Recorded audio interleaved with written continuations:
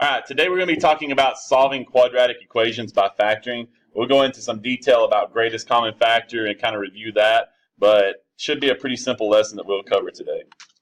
So the first thing I want you to do is I want you to pause the video and take some time and look over the greatest common factors, recognizing greatest common factors. So in these first two, you're going to have simplify on problem number 1 and problem number 2. I want you to go ahead and see if you can distribute that number and distribute this out so that you can get an answer. And then the last thing I want you to do on the second 1 and 2 is I want you to find the greatest common factor that's between those two. So see if you can find the greatest common factor for 1 and the greatest common factor for 2. Go ahead and pause the video and see if you can work those out now. All right, so let's take a second and go through these and make sure we understand how to work them out up here on the board. So the first one we'll start with is number 1 that you see right here. And with that problem, all we're going to do is distribute. So 2 times W we know is going to be what? 2W. And we know that 2 times 1 is going to be 2. So for that one, we should have got an answer of 2W plus 2. On the next problem, we have 3x times x squared minus 4. So this one's a little trickier. We know 3 times 1 is going to be 3. And we know that when we multiply two things that have exponents, this is technically x to the first power. So x to the first power times x to the second power, we're going to add the exponents. So 1 plus 2 is 3, so that would be x to the third power. And then we would say, lastly, we have 3x times negative 4. So 3 times negative 4 is negative 12. And then x times 1 would be x. So with that one, we should have got a final answer of 3x cubed minus 12x. Now on these next two, I'm going to flip over to another page so that we can work those. But I want to look at those two problems. The two problems that we have are going to be 4h squared and 6h. And then on the second problem, it looks like we have 13p and 26p cubed. So let's look at those two problems and see what we can do with them as far as finding the greatest common factor. So with the first problem, we said we had 4h squared and we had 6h. So with these two numbers, what we've got to do is we've got to look at the two numbers we have and determine what the best way to divide them out is.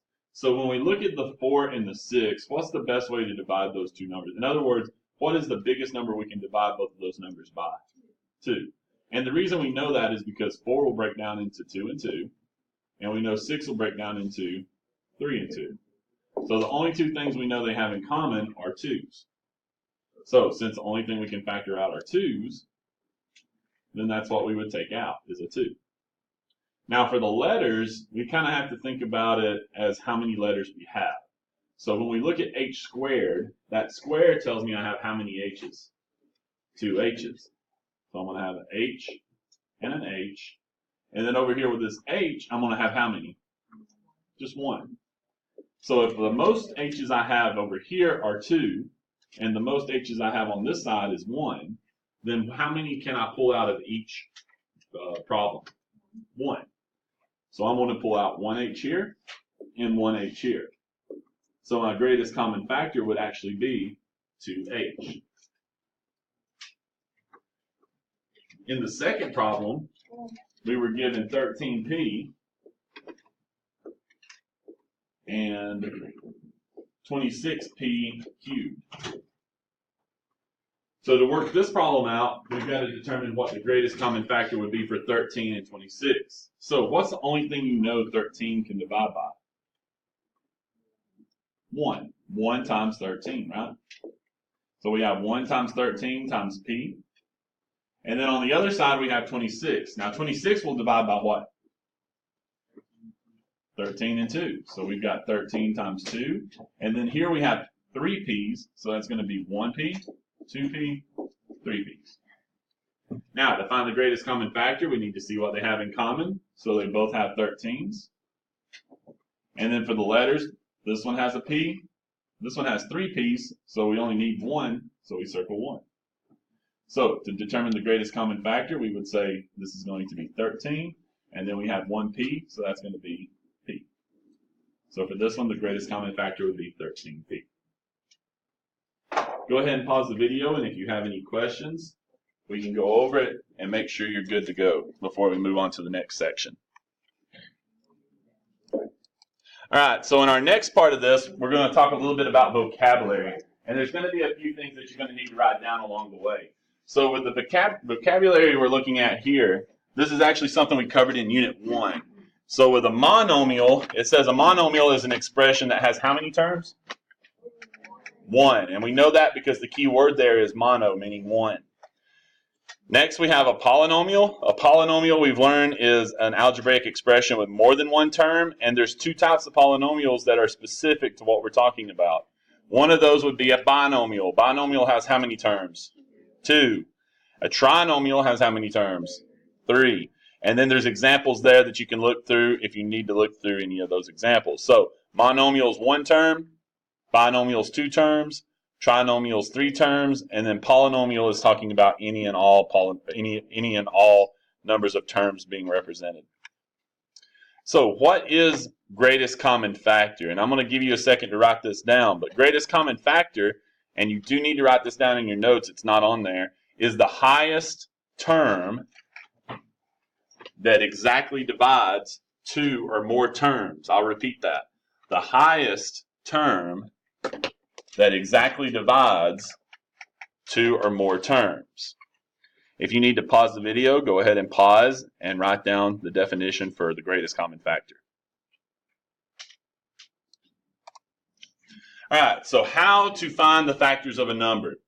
So the best way to determine what the factors are for a number, and this is the way I determine it, I think a lot of people do, is they begin with the number 1 and then the number, they begin with 1 and the number then, and then they work their way in. So they start with 1 and whatever the number is.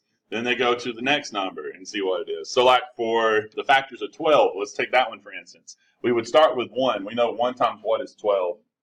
12. So we would start with 1 and 12. Go ahead and write that down on your page. And we would start with 1 and 12 and work our way in. So the next number in from 1 would be what? 2. So 2, we know 2 times what is 12? 6. So then we could do 2 and 6. And then we could work even further in by going to the next number, which is 3. And we know 3 times what gives me 12? Or 12 divided by 3 if you wanted to do it that way. 3 and 4. So we can determine all of our factors for 12 just by starting on the outside and working our way in. Starting with 1 and then going to the next number, and we can do all the numbers if we needed to. We know 1, 2, 3. We've already got 4. Will 5 divide 12? No. 6. We've already got it. 7, 8, 9, 10, 11, and we have 12. Now anything past the number that's written is not going to work because we know that then we get into decimals. So anything past 12 doesn't work. So all the numbers between 1 and 12, these are the only ones that actually are factors of that number. So the greatest common factor of 36 and 12 would be, can you think about this one and then tell me? All right, the greatest common factor for this one would be 12. And the reason it is 12 is because we know 12 has a factor of 12 and 1, and then we know 36 has a factor of 12 and 3. So we know that 12 times 3 is 36, 12 times 1 is 12.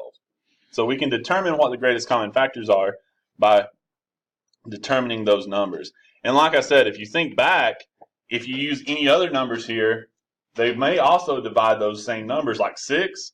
Would 6 divide 36 and 12? Yes. But is it the greatest? No. So that's why it's always important to start with your highest number, in this case 12, and then work your way down from there. And you'll get what I'm saying in this next example. So if I look at 36, 12, and 10, I know that the factors of 12, the highest one is 12. But will 12 divide 10? No. So the next one down from 12 would be what? 6. So the next one down from 6 would be what? Would that work for 10? No. And then the next one down from 6 would be 4. So would 4 work for 10? No. The next one down from that would be 3. Does 3 divide 10? No. And then the last one would be 2. Is 2 divide 10? Yes. So in this case, the greatest common factor is one of the smaller numbers, and it's because we have so many numbers here, and that list a number, or that number would be 2. So we know 2 would divide 36, 2 would divide 12, and 2 would divide 10. Now, when we get into this next part, we're going to be dealing with a little bit more complicated problem. It's not going to be just a monomial, it may be a binomial, or even a trinomial. So, as long as you follow these rules, and I've taken one of these out of your notes, because we don't need all 4, we only need 3 sections here, so keep that in mind as we work through these. But when we work these out, we basically follow 2 rules. First, we pull out any common factors, and that's going to deal with the numbers here. Okay, we're looking at the numbers. Everything else is going to deal with letters, okay? So usually it's going to be whatever our letters are. So here the first letter would be our X's, and then the second letter would be our Y's. So we're going to deal with the letters second, but we're always going to start with the numbers and determine what the greatest common factor is for those. So here our 2 numbers are what? 2 and 12. So when I think about the numbers 2 and 12, let's take the smallest number here, 2, and tell me, what are the factors of 2? 1 and 2. So the only thing that I know that would divide here, or the greatest number there that would divide these 2, would be what? 2. So I know that 2, I can divide 2 by. So if I divide 2 by 2, 2 divided by 2 is what? 1. So we have an understood 1, and then all that's left over is x cubed y. Next, we're going to divide that negative 12. So negative 12 divided by 2 is going to be negative 6. And then we're left with the variables x squared, y to the 4th. So dividing out that 2 isn't really all that hard. We just have to make sure we come up with whatever the greatest common factor is, and then remove it from the entire problem by dividing it out. Now, once we have our numbers, we're then going to go to our variables. And in this case, the first variable is x. So when you think about this, look at how many x's you have. This says we have how many? 3. So we've got x, x, x, right? Over here we have how many x's? 2.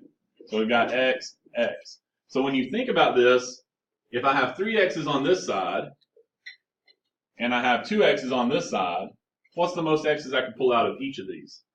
2. So if I can pull out 2, that's going to be x squared.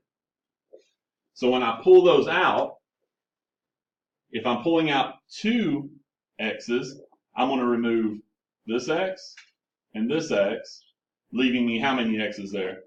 1. And then how many y's? 1. Then I'm going to have minus 6. On this one, I said I'm removing 2, so that's going to remove this one and this one, leaving me how many x's? 0. And then I'm going to have y to the 4th left over. So by taking that x squared, I removed 2 x's from each side, and it only left me 1 x in the front, and it left me no x's in the back. Now, the last thing I'm going to do is my y's. All right, we talked about those y's. That's the last part. So here we know we have how many y's on this one? 1. And then we have how many y's here? 4. So we've got y times y times y times y. All right, so here we know that we can pull out the most amount of y's, which would be what? 1y, because we only have 1 right here, right? So that's going to be 2x squared y. And then all we're going to do is just leave everything the same except for the y's. So here we have 1x. That's going to be 1x. And then if we have 1y and we pull out 1y, how many y's are we left with? 0. If we, over here we have minus 6. So minus 6. We didn't have any x's, so we can't write down any x's. And then if we take out 1y, we have how many y's left over? 3. So that's going to be y cubed. Once we get everything taken out, we have everything factored out. That would be our final answer. So the greatest common factor, we're looking to pull out everything that we possibly can by dividing. And then once we divide all that information out, we can get to a final answer. All right, so what I want you to do next is I want you to go ahead and see if you can do this problem, and we'll go over the answer shortly. All right, so once you're finished with your work, go ahead and check your problem out. Make sure you got the correct